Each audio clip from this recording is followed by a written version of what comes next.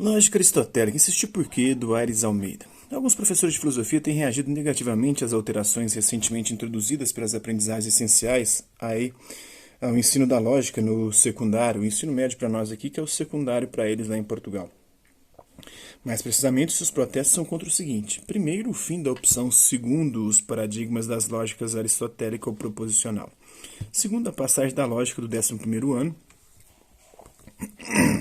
para o início do 10º ano, né? Aqui nós temos o 9º ano, né? Eles continuam, 11º e 12º, que seria o ensino médio nosso aqui. Uma das coisas que se pede a todos os que prezam a filosofia e que de algum modo a ela se dedicam é que sejam capazes de defender com razões as suas reivindicações. Isso envolve o recurso à argumentação cuidada, mas por vezes também a bibliografia de referência ou mesmo eventuais dados empíricos disponíveis. Em que se apoia então tais protestos? A lógica aristotélica é mais elementar, mais acessível e mais útil? Esses protestos são frequentemente apoiados em considerações de natureza científica acerca do caráter supostamente mais elementar da teoria silogística e também em considerações de caráter empírico de que a lógica aristotélica é didaticamente mais adequada, seja por ser mais acessível ou por ser mais útil para os alunos. Quanto ao caráter alegadamente mais elementar da lógica aristotélica, simplesmente não há qualquer suporte teórico ou bibliográfico que permita sustentá-lo. Ao invés, praticamente todas as obras de referência ou estudos da área reconhecem que a lógica proposicional tem um caráter mais elementar do que a lógica aristotélica. Quanto a ser mais fácil e mais útil aprender lógica aristotélica em vez de lógica proposicional, também não costumam ser apresentados dados concretos nem referido qualquer estudo comparativo sobre o assunto. Trata-se geralmente de meras impressões pessoais sem qualquer outro fundamento. Estranhamente, muitas dessas imprecisões baseiam-se numa experiência pedagógica que nunca passou pela lecionação de ambas as teorias lógicas. E há ainda quem argumente que a lógica formal proposta nas AE se reduz simplesmente ao cálculo proposicional. Contudo, isso não corresponde à verdade. As AE incluem o quadrado de oposição, que é justamente uma das bases da teoria silogística de Aristóteles, juntamente com a teoria aristotélica da conversão. É ao quadrado de oposição e à teoria da conversão que Aristóteles recorre para demonstrar a validade das formas silogísticas. É, pois, inegável que não deixa de se ensinar nos aspectos centrais da lógica aristotélica, cuja aplicabilidade ao raciocínio comum vai além da própria silogística em sentido estrito. Isso deveria ser suficiente para inibir as vozes contra o fim da opção entre lógica aristotélica e lógica proposicional e a favor da manutenção da lógica no 11º ano. Mas ainda mais incompreensível é a tal defesa acolher implicitamente duas contradições clamorosas que não podem ser ignoradas. Quais são essas duas contradições? Em primeiro lugar, é simplesmente contraditório incluir matérias opcionais, ou seja, matérias não essenciais, num documento que visa estabelecer as aprendizagens essenciais da disciplina. Se são essenciais, precisamente porque dizem respeito aos conteúdos ou competências indispensáveis, e se os conteúdos opcionais são, por definição, aqueles que nos podemos abster de lecionar, então os conteúdos opcionais são, também por definição, não essenciais. Assim, um documento que faz o elenco das aprendizagens essenciais não deve conter aprendizagens opcionais. Caso ambas as teorias lógicas sejam consideradas essenciais, então a única posição coerente a defender é que ambas sejam lecionadas sem opção. Mas se isso for considerado excessivo, então torna-se fundamental identificar os conteúdos essenciais da lógica, indispensáveis a uma iniciação ao trabalho filosófico. Uma segunda contradição óbvia consiste em defender que a lógica se deve manter no 11º ano e, ao mesmo tempo, considerar que é suposto ter uma função meramente instrumental, de modo a facultar aos alunos as ferramentas básicas necessárias ao uso das competências argumentativas próprias do debate filosófico. Familiarizar os alunos com as ferramentas do trabalho depois do trabalho feito é simplesmente extravagante. Se a justificação é que os alunos do 10º ano são ainda demasiado imaturos para aprender a usar as ferramentas lógicas em causa, o que comprovadamente está bem longe de ser verdadeiro, então o mais sensato é defender o fim do ensino da lógica no secundário. As lógicas aristotélica e proposicional são mesmo alternativas? Por estranho que pareça, isto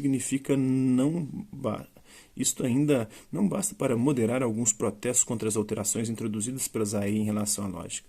Há quem insista que dar primazia à lógica aristotélica ou à lógica proposicional é uma questão de opinião, encontrando-se boas razões para ambos os lados. Só que isso é rotundamente falso, pois toda a bibliografia da área, sem exceção, converge claramente na ideia de que há razões de caráter científico, pedagógico e didático a favor do ensino da lógica proposicional. Razões essas que mostram não haver qualquer alternativa entre lógica proposicional e lógica aristotélica e que, portanto, não faz qualquer sentido encará-las como diferentes paradigmas lógicos. Veja-se o que escreve Ricardo Santos, professor de lógica da Universidade de Lisboa e tradutor do original grego de várias obras de lógica do próprio Aristóteles. Como disciplina, a lógica conheceu uma revolução na viragem do século XIX para o XX. Dessa revolução resultou aquilo que hoje é habitual chamarmos a lógica clássica. De modo quase universal, a lógica clássica o que atualmente se ensina nas disciplinas introdutórias de lógica. Não lhe chamamos clássica por causa de alguma afinidade especial com o que se cultivava no mundo grego e romano antigos, mas apenas para indicar que se trata da lógica padrão, ou seja, aquela que constitui a teoria canônica nos estudos lógicos contemporâneos. Ela inclui a lógica proposicional e a lógica de predicados de primeira ordem, segundo Ricardo Santos na sua obra Lógica, no Pedro Galvão, Filosofia, uma introdução por disciplinas. Ricardo Santos conclui depois que a decisão pedagógica mais sensata é a de continuar a fazer com que a lógica clássica esteja sempre disponível na caixa de ferramentas do filósofo contemporâneo. Por sua vez, lê-se na Enciclopédia de Termos Lógicos e Filosóficos, coordenada por João Branquinho e Desidério Murcho, ambos professores de lógica, o cálculo proposicional é o domínio mais elementar da lógica e fornece a base para os restantes que o incluem, segundo João Branquinho e Desidério Murcho na sua obra Enciclopédia de Termos Lógicos e Filosóficos. Quanto à utilidade, também é consensual entre os estudiosos da lógica e da história da lógica que o alcance da lógica aristotélica é comparativamente muito menor do que o da lógica proposicional. Veja-se que se lê numa das obras de referência de história da lógica, traduzida pelo falecido professor de lógica, o M.S. Lourenço, para a Fundação Calouste e Gulbenkian. Quando Aristóteles discute os silogismos em particular, considera quase exclusivamente argumentos nos quais ambas as premissas e a conclusão são simples no seu sentido e gerais. De acordo com essa definição mais estrita, podemos não aplicar o nome de silogismo a argumentos como se chover, o chão estará molhado. Ora, choverá, logo o chão estará molhado. Nem a qualquer outro argumento cuja premissa seja uma frase declarativa composta. Está O Desenvolvimento da Lógica, obra de William e Martha Kneale. Alguns capítulos depois, volta a insistir na mesma ideia e esclarece. Embora Aristóteles soubesse que há diversas espécies de raciocínio válido que não podem ser reduzidas à forma silogística, ele não foi capaz de dar, tanto quanto sabemos, uma análise formal de qualquer delas, segundo o Desenvolvimento da Lógica de William e Martha Kneale. O mesmo fato é exposto na extensa Nova História da Filosofia Ocidental de Anthony Kenny, também ela uma referência importante. A silogística de Aristóteles foi um feito notável. Trata-se da formulação sistemática de uma parte importante da lógica. Alguns dos seus seguidores pensaram que a silogística era toda a lógica. Contudo, a silogística é apenas um fragmento da lógica. Trata apenas das inferências que dependem de palavras, como todos ou alguns, que classificam as premissas e as conclusões dos silogismos, e não as inferências que dependem de palavras como se e então, que, em vez de se relacionarem com nomes, ligam frases inteiras.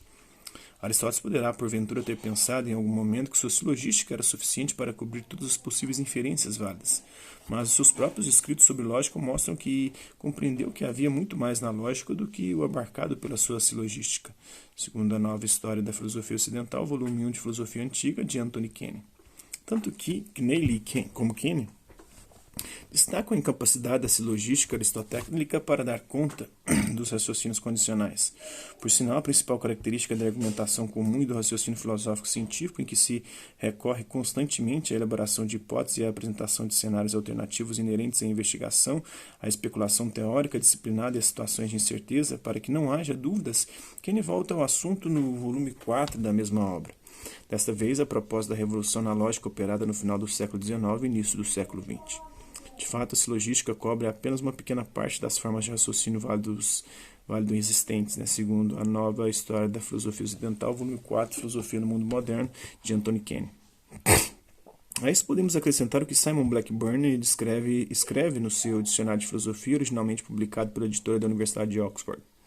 Embora a teoria silogística tenha dominado a lógica até o século XIX, nunca teve um grande alcance, pois só consegue lidar com um número relativamente pequeno de formas válidas de argumentos.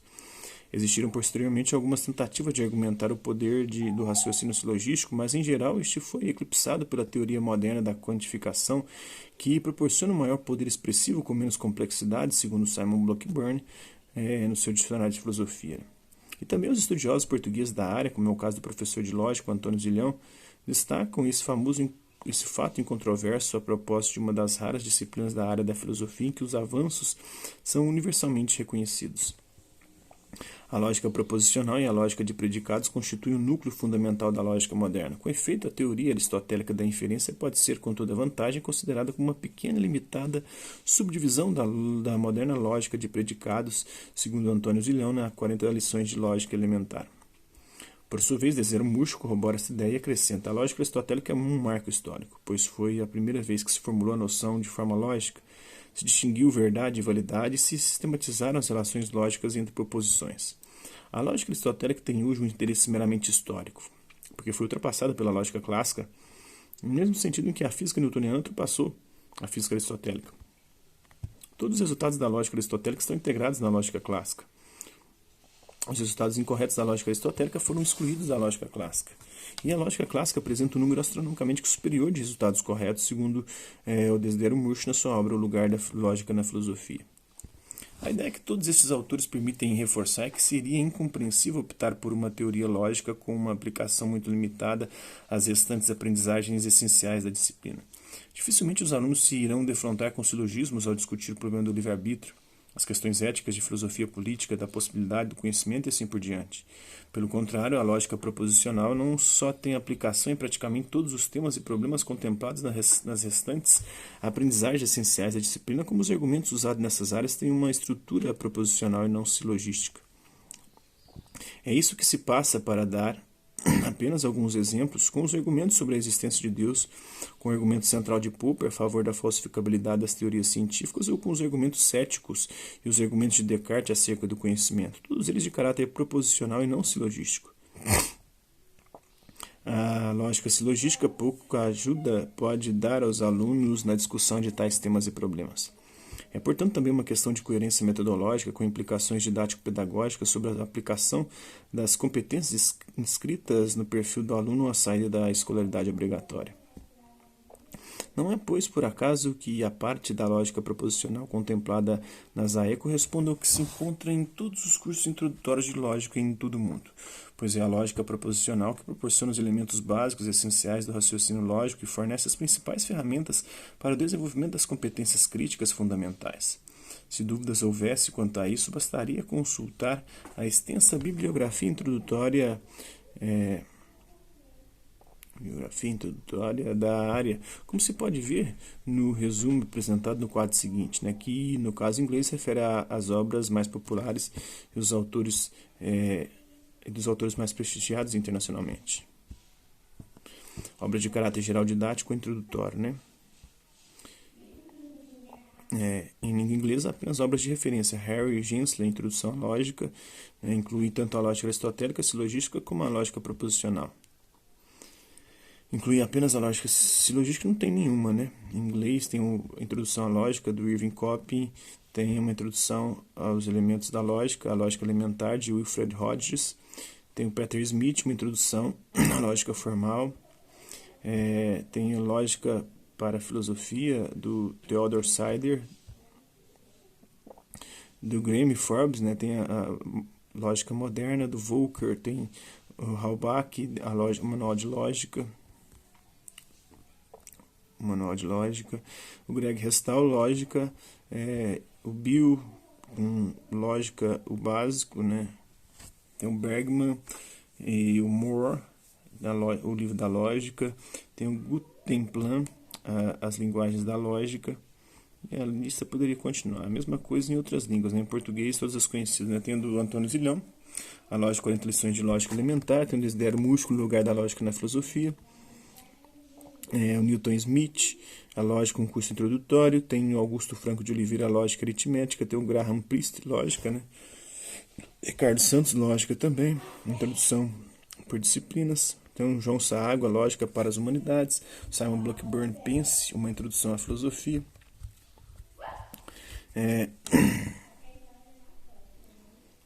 tem o M.S. Lourenço, a teoria clássica da dedução. Em francês, não tem nenhuma que inclui as duas. E tem o Iniciação à Lógica, do Lucas Berlanger, Esse quadro mostra claramente que nenhuma obra de introdução ao pensamento lógico dispensa a lógica proposicional, sendo mesmo a parte mais relevante de todas elas. Em contrapartida, quase toda a bibliografia da área exclui a lógica aristotélica. Mesmo na única obra de referência em língua inglesa que inclui a lógica aristotélica, o próprio autor Harry Gensler não deixa de reconhecer que a lógica simbólica clássica inclui a lógica proposicional e quantificada. A lógica clássica tornou-se gradualmente um novo padrão no século XX, substituindo a lógica aristotélica, segundo Harry Gensler na sua introdução à lógica. Tudo isso revela ainda de forma inequívoca a lógica aristotélica e a lógica proposicional, também chamada lógica clássica, precisamente por ser desde há muito a teoria lógica de referência, não são nem podem ser alternativas uma à outra, como não deixa de sublinhar Jales Ribeiro, outro professor de lógica, desta vez na Universidade de Coimbra. Quando se trata de lecionar os conteúdos propostos a respeito da relação entre argumentação e lógica formal, não existe qualquer verdadeira opção entre os paradigmas da lógica aristotélica e da lógica proposicional. Segundo lugar da lógica da argumentação no ensino da filosofia, do Henrique Jales Ribeiro e Joaquim Neves Vicente. É um fato que não podem ser alternativas por duas razões diferentes, mas complementares, de acordo com o que todos os especialistas da área sustentam. Primeiro, duas teorias são alternativas quando abordam a mesma realidade de perspectivas diferentes ou quando resolvem os mesmos problemas de maneiras diferentes. Se, como se sabe, a lógica aristotélica trata apenas de um pequeno fragmento de raciocínios, ao passo que a lógica proposicional trata de um vasto conjunto de raciocínios e de argumentos comuns, a maior parte dos quais completamente alheios à teoria silogística de Aristóteles, então elas não correspondem a diferentes maneiras de interpretar a mesma realidade. Elas são tão alternativas uma à outra como são uma velha jangada e uma lancha moderna. Enquanto esta permite satisfazer todas as necessidades que a jangada satisfaz, a jangada não serve para a maior parte das situações em que a lancha pode ser usada. Analogamente, as competências críticas desenvolvidas por cada uma das lógicas são muito diferentes, com enorme vantagem para a lógica proposicional. A lógica aristotélica pressupõe a lógica proposicional, que é talvez uma razão mais importante, embora esta tenha sido desenvolvida posteriormente. Constituiu uma descoberta importante também por permitir incorporar os aspectos mais relevantes da lógica aristotélica e clarificar muitos dos seus aspectos mais obscuros, além de eliminar muitas das suas reconhecidas deficiências e ambiguidades originais, como mais uma vez esclarecem o W. M. Neil. A lógica das proposições é mais fundamental do que a lógica dos termos gerais estudada por Aristóteles, não no sentido em que inclui esta, mas antes no sentido em que é pressuposta por esta. Muitas vezes a sua importância, especial a da lógica proposicional, tem sido sublinhada designando-a por teoria da dedução, mas é mais adequado descrevê-la como lógica primária, porque tem de vir no começo de qualquer desenvolvimento sistemático. Se adotarmos essa designação, podemos então reservar a expressão lógica geral para aquela parte da lógica na qual estudamos não só as noções de negação, conjunção, disjunção, mas também as noções de generalidade expressas por tudo e algum.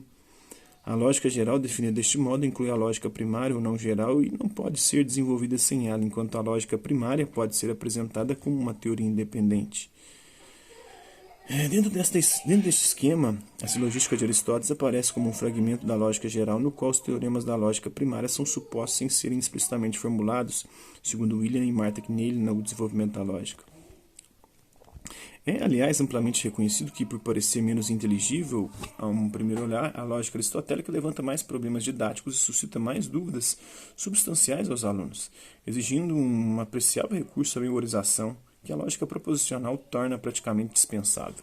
Então, a conclusão, incluir algo mais de lógica aristotélica além do quadrado de oposição equivaleria a optar pelo que é meramente secundário em detrimento do essencial e levaria a abrir mão do desenvolvimento mais eficaz de algumas das competências previstas no perfil do aluno. Seria ainda proporcionar aos alunos uma ferramenta mais limitada quando se dispõe de outra mais manejável e cuja aplicabilidade prática é muitíssimo maior, contrariando abertamente o que por todo lado se faz no ensino das noções básicas de lógica e do pensamento crítico. Teria, além disso, a enorme desvantagem didática de se optar por uma teoria lógica para a qual praticamente não há bibliografia disponível, como o quadro acima confirma. A inclusão da lógica aristotélica no ensino secundário é, de resto, um anacronismo didático-pedagógico, herdeiro do ultrapassado manual de José Bonifácio Ribeiro e José da Silva de meados do século passado, e uma originalidade portuguesa que, sem qualquer sustentação científica ou bibliográfica, apenas se explica pelo fato de as sucessivas revisões programáticas assumirem explicitamente o compromisso de preservar práticas letivas anteriores que acabaram por cristalizar o ensino da lógica num registro algo sebenteiro e pedagogicamente ultrapassado. Isso é tanto mais injustificado quando se sabe que a formação superior dos professores portugueses há décadas que não passa pela lógica aristotélica, mas sim pela lógica proposicional clássica. Em resumo, a lógica aristotélica é menos acessível, menos elementar e menos abrangente do que a moderna lógica proposicional. Além disso, em comparação com o que se verifica sobre lógica proposicional, quase não há bibliografia disponível sobre lógica aristotélica. Por outro lado, há décadas que a lógica aristotélica quase não se ensina nos cursos superiores de filosofia, tendo sido dada a prioridade à lógica proposicional na formação de professores. Contudo, há ainda quem reivindique com toda a convicção a manutenção do estado de coisas anterior, mesmo sabendo que as AE preservam um dos aspectos essenciais da lógica aristotélica, centrando-se no desenvolvimento e potencialização das áreas de competência referidas no perfil do aluno. Tudo isso parece algo incompreensível e radicalmente incompatível com a avaliação crítica racional e fundamentada própria de quem se dedica à filosofia. Poderíamos ao menos prestar atenção aos especialistas em lógica, como se lê, por exemplo, no prefácio daquela que é talvez a obra pioneira de introdução ao moderno ensino da lógica em Portugal, a Lógica Aritmética, do professor Franco de Oliveira, advertindo que o livro trata essencialmente daquela parte da lógica clássica que analisa as proposições e sistematiza o raciocínio. Por considerá-lo mais adequado para um primeiro contato com as lógicas ao nível dos anos terminais do ensino secundário. Nada do que aqui foi dito significa que o estudo da teoria silogística de Aristóteles seja inútil ou desinteressante, ou sequer que a lógica aristotélica não mereça atenção. Esse estudo é perfeitamente justificado quando se pretende aprofundar os conhecimentos da lógica e das suas origens históricas, mas isso não é certamente para os alunos do ensino secundário, segundo Aires Almeida. Então é isso aí. Hasta la vista, até a próxima.